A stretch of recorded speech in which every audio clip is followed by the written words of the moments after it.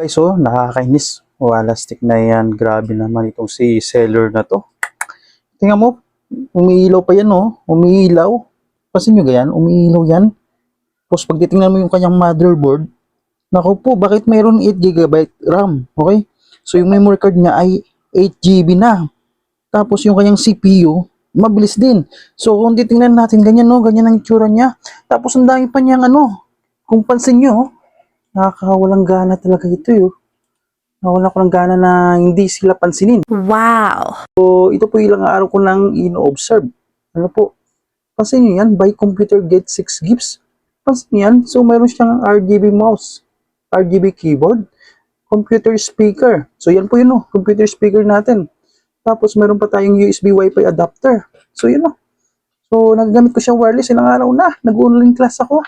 Nagagamit ko siya. Tapos, yan po, oh, may mousepad. Isipin mo yun. So, mousepad mo. Ito yan, oh. Oh, mousepad. Ano po? Ganda ng mousepad nito, oh. So, yun.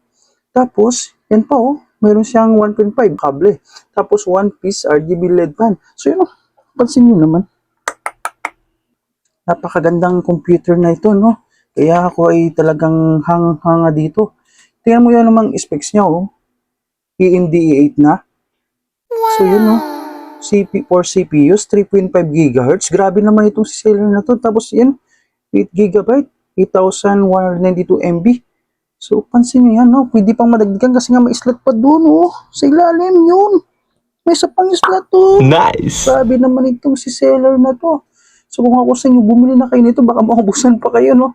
So, yun, ang ganda-ganda talaga, no? Grabe. Okay, so, ilang araw ko to, no? Seryoso, ilang araw ko na itong inobserbahan.